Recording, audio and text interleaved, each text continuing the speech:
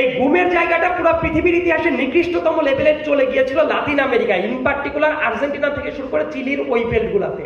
বাংলাদেশে শেখ হাসিনা অনেক অপরাধ করেছে, এটা সত্য, তবে অনেক অপরাধ ছিল যেটা শেখ হাসিনার হাত ধরে একেবারে শিল্পের পর্যায়ে চলে গেছে।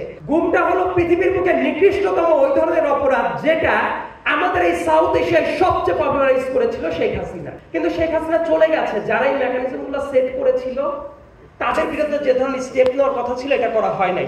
আমি এই মায়ের ডাকের প্রোগ্রামে অনেকবার অনেক জায়গাতে গিয়ে একটা জিনিস আমার ব্যক্তিগতভাবে উপলব্ধি হয়েছে, RICL TMX, যুগের পর যুগ স্থাপনা থাকে মজবুত। দেখবেন অনেক জায়গায় স্টেট কর্তৃক কোনো ক্রাইম যদি হয় সেটার ভিত্তিতে অনেক জায়গায় ক্ষতিপূরণ দেওয়া হয়, অনেক বিচারের আওতায় আনা হয়।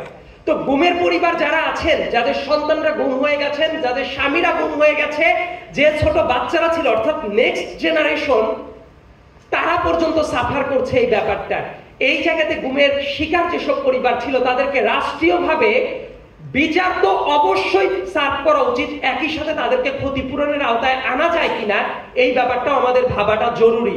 কারণ যে সন্তানটা একেবারে ছোটবেলায় তার বাবাকে একবার দেখেছে, এখন মনে করতে পারে না, সেই সন্তান জানে না তার বাবা কোথায়, তার যে ভবিষ্যৎটা আছে, তাহলে তার জন্মের শুরুতেই রাষ্ট্র তারপর একটা ক্রাইম করে ফেলেছে।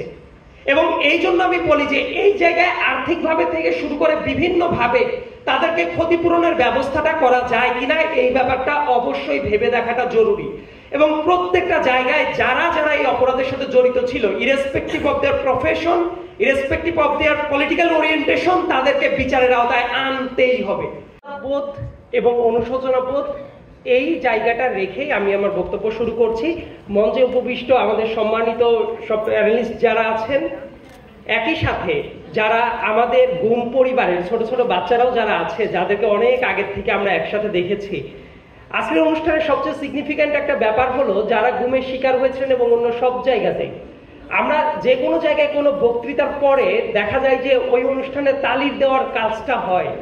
আজকের অনুষ্ঠানে প্রত্যেকের বক্তব্যই খুবই হৃদয়গ্রাহীভাবে সবাই অনুধাবন করছে, কিন্তু দেখবেন এই কষ্টটার পরে গিয়ে আজকের এই প্রোগ্রামে আলাদা করে কেউ তালি দেওয়ার মতো দুঃসাহস কেউ দেখাচ্ছে না। তার কারণ হলো যে কথাগুলো এই জায়গায় বলা হচ্ছে, যে হৃদয় নিংড়ানো কথাগুলো বলা হচ্ছে, সেইটা অনুধাবন করলে আসলেই কারো মুখে হাসি থাকাটা উচিত না। কয়েকজনের ছবি এখনো যে ছবিগুলো সামনে আছে বেশ কয়েক বছর আগে থেকে, 2018 সাল, 19 সাল, 20 সাল, 21 সাল, 22 সাল, 23 সাল, এই ক্রমাগত এই ছবিগুলা নিয়ে যে মায়েরা দাঁড়িয়েছিলেন তাদের সন্তানদের ছবি সহ, যে সন্তানরা দাঁড়িয়েছিলেন তাদের বাবাদের ছবি সহ, এখন পর্যন্ত তারা আর আসে নাই।